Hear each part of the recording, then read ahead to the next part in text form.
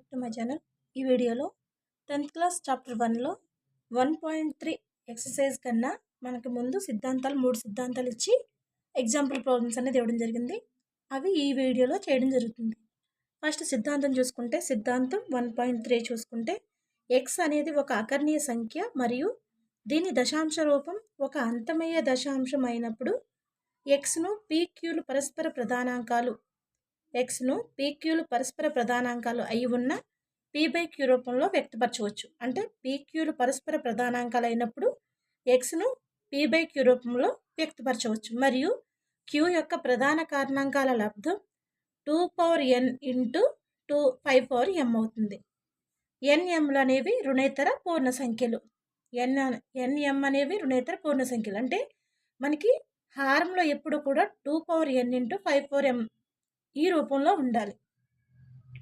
So example problems చూసుకుంటే first చూసుకుంటే 25/2 ఉంది. 25/2 అంటే దీన్ని మనం విస్తరణ చేస్తే ఏమవుతుంది, ఇక్కడ 2 5 అంటే 5³ అంటే ఈ 25 అనేది ఏ విధంగా వస్తుంది, 5 ఇంటూ 5 రాయొచ్చు.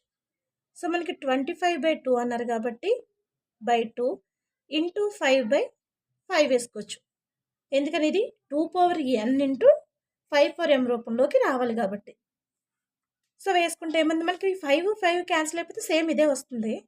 సో ఇప్పుడు ఏమవుతుంది, 5³ 2 ఇంటూ 5. ఇక్కడ 2 ఇంటూ 5 అంటే 10 అవుతుంది. 125/10 అంటే 12.5. సో మనం ఇది డైరెక్ట్ చేసినా సేమ్ అదే వస్తుంది. ఇక్కడ ఈ సిద్ధాంతాన్ని ఉపయోగించుకుని చేసుకున్న అదే ఆన్సర్ వస్తుంది. అంటే మనకి ఇక్కడ 2n ఇంటూ 5m రూపంలో ఉండాలి కాబట్టి మనం ఈ విధంగా చేస్తాం. నెక్స్ట్ సెకండ్ బిట్ చూసుకుంటే 26/25. 26/25 అంటే 26 అంటే 13 ఎంత, 13 26. సో దీన్ని మనం ఇంకో విధంగా రాసుకుంటే అక్కడ మనకి ఆల్రెడీ 2n ఇంటూ 5m రూపంలో రాశాను. ఇక్కడ 13 ఇంటూ 2/5 ఇంటూ 5 వస్తుంది. ఈ వచ్చిన తర్వాత మనం దీన్ని ఎక్స్పాండ్ చేసినప్పుడు 13 ఇంటూ ఇక్కడ మనకి 5² ఉంది. 5² అంటే 13 into 2/5 into 5 into 2 into 2/5.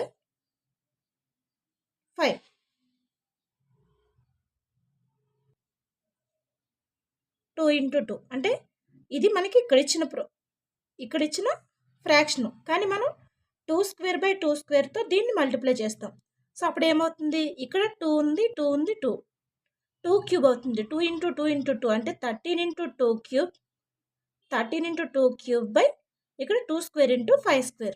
So అప్పుడు ఏమవుతుంది మనకి, ఇది a/m into b/n equal to a into b whole power m. ఈ ఫార్ములా అప్లై చేస్తే మనకి 13/2³ అంటే ఎంత అవుతుంది, 8. 13 into 8/2 into 2 into 5 whole power 2 అవుతుంది. సో మనకి పాయింట్ ఇక్కడ 100, 10, 100 ఈ వాల్యూస్ తెచ్చుకోవడానికి, అంటే ఇది మనకి 2m ఇంటూ 5n రూపంలో తెచ్చుకోవాలి కాబట్టి ఈ విధంగా మనం మల్టిప్లై చేస్తాం 2²/2²తో. 2²/2² అంటే మనకి 1 వస్తుంది. సో సేమ్ ఇదే వస్తుంది, కానీ మనం సిద్ధాంతాన్ని ఉపయోగించి చేస్తున్నాం కాబట్టి ప్రాబ్లం ఇలా చేసుకుంటాం. అప్పుడు 13 8 ఎంత అవుతుంది, 104/2 5 ఎంత, 10 హోల్ స్క్వేర్. 104/10 హోల్ స్క్వేర్ అంటే 100. సో మనం చేసినప్పుడు ఎంత వస్తుంది, 1.04. ఇది ఆన్సర్. నెక్స్ట్ 3/8. 3/8 ఈక్వల్ టు 3/2³ అవుతుంది. సో 2³ అంటే మనకి ఇక్కడ ఏం రావాలి, 5³ రావాలి. అంటే లవాన్ని హారాన్ని కూడా 5³ తోటి మల్టిప్లై చేస్తాం. అంటే 3 ఇంటూ 5³ ఇంటూ 5³. సో చేసినప్పుడు ఈ రెండింటికి హోల్ పవర్ క్యూబ్ ఉంది కాబట్టి 25 హోల్ క్యూబ్ వస్తుంది. 2 ఇంటూ 5 హోల్ క్యూబ్ అంటే 3 ఇంటూ 5³ అంటే ఎంత, 125. 3 into 125/2 into 5 whole cube. So 125 ఎంత, 375/10 హోల్ క్యూబ్ అంటే 1000. చేసినప్పుడు మనకి దశాంశ రూపంలో మార్చినప్పుడు 0.375 వస్తుంది. నెక్స్ట్ 7/80 ఉంది. 7/80 అంటే మనకి ఇక్కడ 80ని ఏ విధంగా రాసుకోవచ్చు, 80 ఈక్వల్ టు 2 ఇంటూ 40. మళ్ళీ దీన్ని మార్చినప్పుడు 2 ఇంటూ 2 ఇంటూ 20, మళ్ళీ 2 ఇంటూ 2 ఇంటూ 2 ఇంటూ 5. సో ఇక్కడ 2 ఇంటూ 10 వస్తుంది. దీన్ని మళ్ళీ 2 ఇంటూ 2 ఇంటూ 2 ఇంటూ 2 ఇంటూ 5 అంటే ఎంత వస్తుంది? 2 పవర్ 4 ఇంటూ 5 వచ్చింది. 2 పవర్ 4 ఈక్వల్ టు ఎంత మనకి? 16. 16 ఇంటూ 5 అంటే ఎంత? 5 6 30, 3 ఉంది, 1 5 5 80 వచ్చింది. అంటే 7/2 పవర్ 4 ఇంటూ 5. దీన్ని మనం 4 రావాలంటే ఇక్కడ ఆల్రెడీ 1 అనేది ఉంది, 5 పవర్ 1 ఉంది. మనకి ఇక్కడ 2 పవర్ 4 ఉంది, ఇక్కడ 5 పవర్ 4 రావాలంటే 5 క్యూబ్తో లవహారాలని మనం మల్టిప్లై చేస్తాం. అంటే 7 into 5 cube by 2 power 4 into 5 power 4 అవుతుంది. అప్పుడు దీన్ని 2 ఇంటూ 5 హోల్ పవర్ 4 కింద రాయొచ్చు. అది 10 పవర్ 4 అవుతుంది.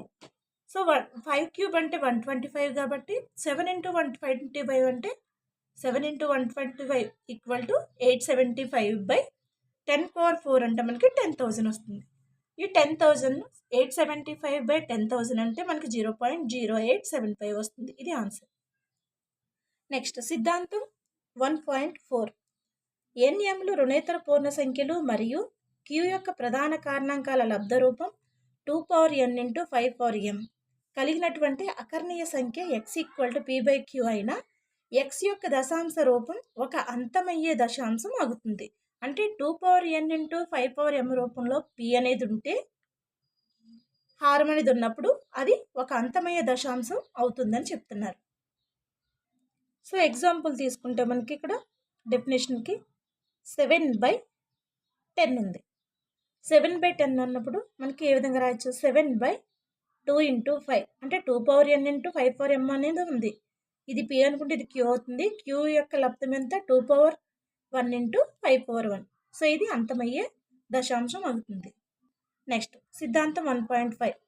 ఎన్ఎంలు రుణేతర పూర్ణ సంఖ్యలు మరియు q యొక్క ప్రధాన కారణాంకముల లబ్ధం 2 power n into 5 power m రూపంలో లేకుంటే అకర్ణీయ సంఖ్య x ఈక్వల్ p/q అయినా x యొక్క దశాంశ రూపం ఒక అంతం కానీ ఆవర్తనం చెందే దశాంశం అవుతుంది. మనకి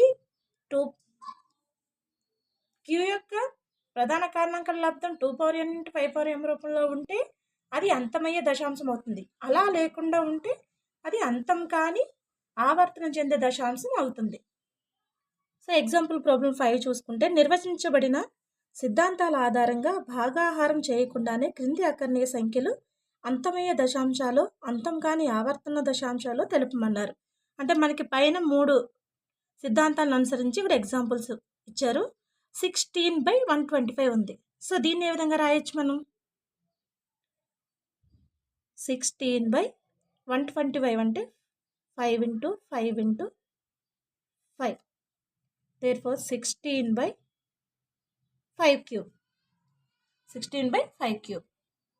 సో మనకి ఇక్కడ ఇది అంతమయ్యే దశాంశం అవుతుంది. ఎందుకని? 5 cube into 2 power 0 equal to 5 క్యూబే వస్తుంది. ఎందుకని 2 పవర్ 0 ఈక్వల్ టు 1 కాబట్టి మనకి రుణేతర పూర్ణ సంఖ్యలు అన్నారు కానీ పూర్ణాంకాన్ని తీసుకోవద్దని చెప్పలేదు కదా, రుణేతర పూర్ణ సంఖ్యలు. సో ఇది అంతమయ్యే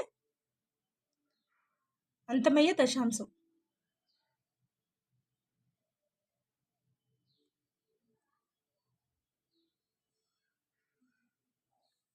నెక్స్ట్ సెకండ్ చూసుకుంటే 25/32 ఉంది. 25/32 అంటే మనం క్యూని తీసుకుంటాం బేసిక్గా. 25/32 అంటే ఎంత? 2 into 2 into 2 into 2 into 2. Therefore 25/2⁵. So ఇది కూడా మనకి అంతమయ్యే దశాంశం. 2 పవర్ 5 ఇంటూ ఇక్కడ 5 పవర్ 0 ఉండొచ్చు. అంతమయ్యే దశాంశం. నెక్స్ట్ థర్డ్ ప్రాబ్లం చూసుకుంటే 100/81 ఉంది. 100/81 అంటే ఎంత మనకి? 3 into 3 into 3 into 3. That implies 100/3⁴. ఇక్కడ 3⁴ ఉంది, మనకి 2⁵ 2 ఇంటూ 5 2 ఇంటూ 2n ఇంటూ 5 రూపంలో ఉండాలి. కానీ ఇక్కడ 3⁴ ఉంది కాబట్టి ఇది అంతం కాని ఆవర్తన దశాంశం. అంతం కాని ఆవర్తన దశాంశం. నెక్స్ట్ 41/75 ఉంది. 41/75 అంటే 75ని ఏ విధంగా రాయొచ్చు? 3 ఇంటూ 5 ఇంటూ 5 రాయొచ్చు. So 41/3 into 5 square. సో ఇది కూడా మనకి అంతం కాని, ఎందుకని ఇక్కడ 2n ఇంటూ 5m రూపంలో లేదు, ఇక్కడ 3 ఉంది. సో ఇది అంతం కాని. మెయిన్ సిద్ధాంతాలను బేస్ చేసుకుంటే ఈ ప్రాబ్లమ్స్ ఇవ్వడం జరుగుతుంది. అంతం కాని ఆవర్తన దశాంశం. Next 6th example problem 6th చూసుకుంటే, క్రింది అకర్ణీయ సంఖ్యలను భాగాహారం చేయకుండానే దశాంశ రూపంలో తెలపండి అన్నారు. సో ఫస్ట్ తీసుకుంటే 35/50 ఉంది. ఇది 7 5 35 ఇక్కడ 2 ఇంటూ 5 ఇంటూ 5.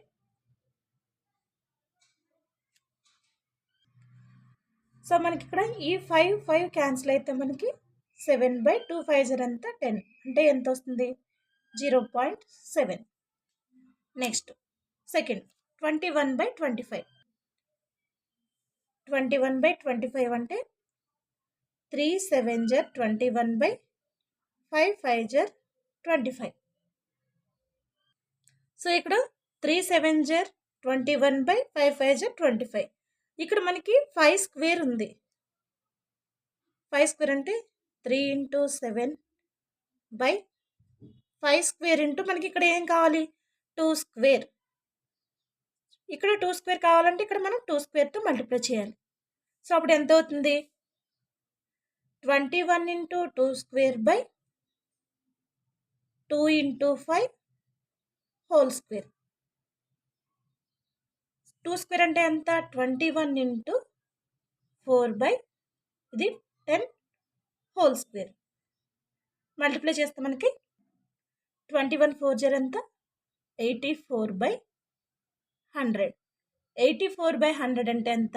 0.84. ఇది ఆన్సర్. చూసుకోవాలి ఇక్కడ మనకి ఈ ఫార్ములా గుర్తు రావాలి. P = ఇది P/Q రూపం కదా, ఇది P ఇది Q అనుకుంటే మనకి Q = 2m ఇంటూ 5m ఈ రూపంలో వచ్చేలా చూసుకోవాలి. ఇక్కడ 5 స్క్వేర్ ఉంది. 5 స్క్వేర్ ఉన్నప్పుడు మనకి 2 స్క్వేర్ మనకి హారంలో రావాలంటే లవాన్ని కూడా 2 స్క్వేర్తో మల్టిప్లై చేయాలి. సో 2 స్క్వేర్తో మల్టిప్లై చేసిన 21 84 ఇక్కడ 2 5 ఎంత? 10 హోల్ స్క్వేర్. 84/100 అంటే 0.84. నెక్స్ట్ 7/8 ఉంది. 7/8 అంటే ఎంత? 2 ఇంటూ 2 ఇంటూ 2.